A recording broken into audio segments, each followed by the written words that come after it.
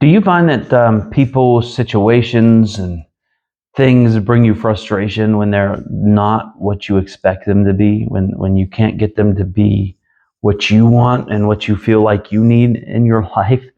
Um, Perhaps you're like me and you've struggled with that in the past. That the person would only do what I need them to do, right? If this stuff only uh, worked out the way I wanted it to work out, right, it would all be fine. And well, it just doesn't always work that way, right? That's not how life is.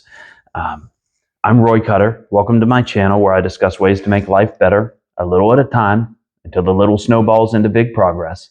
Small changes over time add up and they become life changing.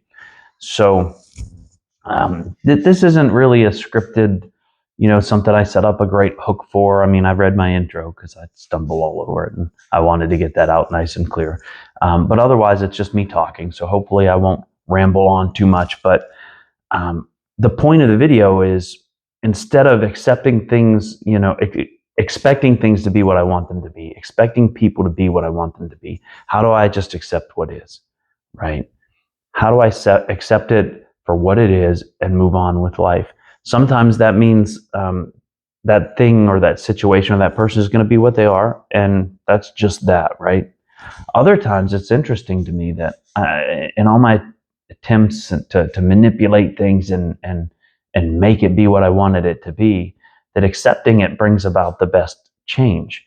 Well, how does that work? Why is accepting what is a tool for helping things to change? Well, I have to orient myself to the situation, right? Like if I'm going on a trip, I got to point in the right direction. Um, I've got to, I've got to work with the roads that are there. Or if I don't have a vehicle that will go off road, or if I do, then maybe the journey is different to get to the destination, right? So it doesn't mean that I can't affect some change in my life or make some progress. But if I'm just expecting people and things to show up the way I want them to, well, then it's like banging my head against the wall and nothing ever changes, right? Because it just doesn't work that way. So if I know what I'm working with, then I can deal with it. Um, I'm in the middle of, and we're not going to become, I don't think, a minimalist channel here, but I'm really kind of embracing some of the thoughts of that, because I'm in this place that's really wide open. You don't see it, but kind of, this is the living areas right here and the kitchen areas over there, and it's all wide open. And I really like that. It's not a huge place, but it feels pretty open in the main part of the house, which is nice. But the storage is pretty limited, right? Then the cabinets are weird and they're odd shapes, and there's all kinds of stuff about the house, right? The closets in the bedroom are small, and it's hard to get stuff to fit in. And I've been trying to fit everything in, and I open a cabinet drawer and stuff falls. Stuff is cluttered. I got to dig through, and or it gets stuck. Or I open a cabinet door and stuff's falling out, right? And I've been complaining about it since we got in it. When you're not moving your things in, you walk in, you say, "Oh, this is nice. It's nice and it's not new, but they had done it up and repainted, and it looked newer and looked all fresh, and it's like, this is wonderful." And then we moved all our stuff in, and it was like, where the heck do I put this all?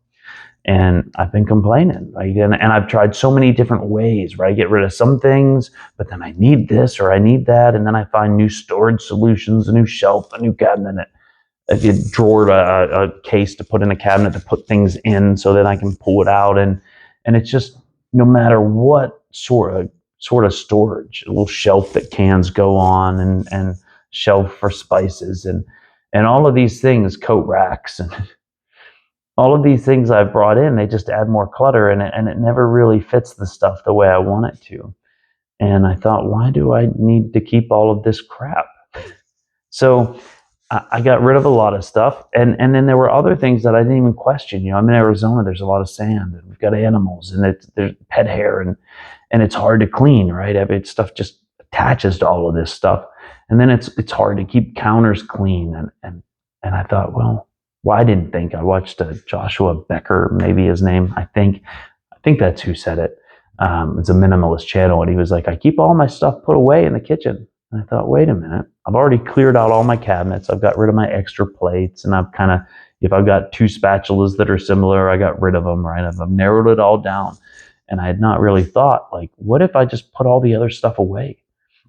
It's not all perfect. It's still in progress, but I've got a shelf. I did keep one that's extra, and I've got a blender under there and the crock pot, and nothing sitting on the counter except for a couple things. Kept my knives out, my knives, the little block that it goes into, and a couple small things, right? The salt and pepper shaker and things like that. And oh my goodness, it's easier to wipe down.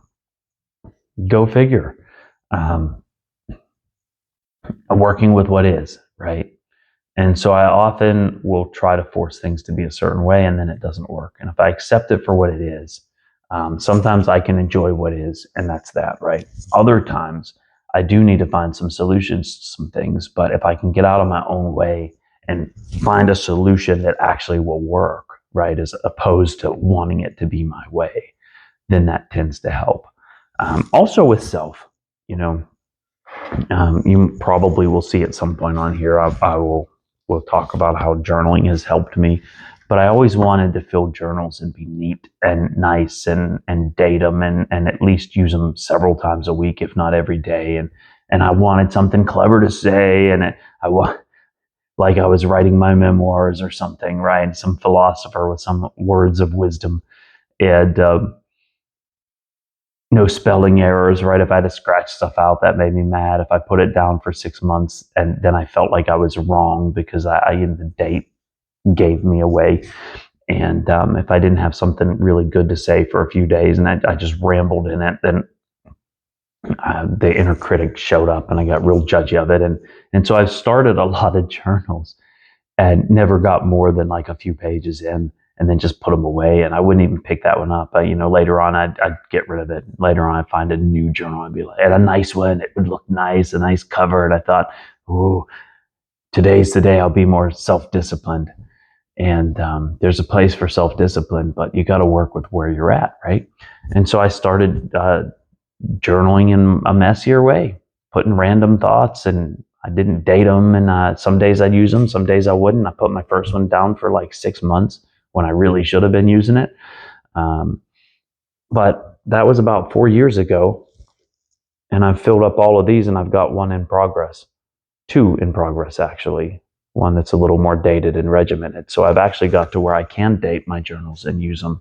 But that's not, I didn't start that way, right? I started with a much more free form and self-accepting journal. And through that, I've affected quite a bit of change in my life. So we'll probably talk more about that on this channel. But working with what is, right? Sometimes we just got to accept what is for what it is and leave it be. And sometimes there are some things we need to do to change things, but I've got to work within the constraints of what's available to me, who I am and what my nature is. Working with if there's other people or other situations we can't control, like how do I deal with that as opposed to just trying to manipulate them into being what I want them to be. So how do I accept what is? And I find that I'm a lot happier if I do, right? Because some of that stuff doesn't need to change anyway, and I'm just spinning my wheels and mentally exhausting myself and frustrating myself. And other times, I am making changes, but I'm doing it in a way that's more helpful, like the journaling thing, right? Like instead of working against myself, I'm working with myself. Instead of saying, oh, I'm no good at journaling and I got to do it every day or there's something wrong with me, I say, I'm just going to use it when I need to use it. And now I want to use it all the time, right? Because it's not I have to. So I worked with who I naturally am to actually change and become more disciplined. It's weird, but it started with acceptance of who I am and where I was, and the growth happened a little bit slowly, but it happened, and it's been a significant change in my life through acceptance. So easier said than done, and it's taken me some time to get there. And there's lots of times when I forget. And if you would only do it my way, if you would only do what I expected, it would be wonderful. And so I've got to catch myself with that.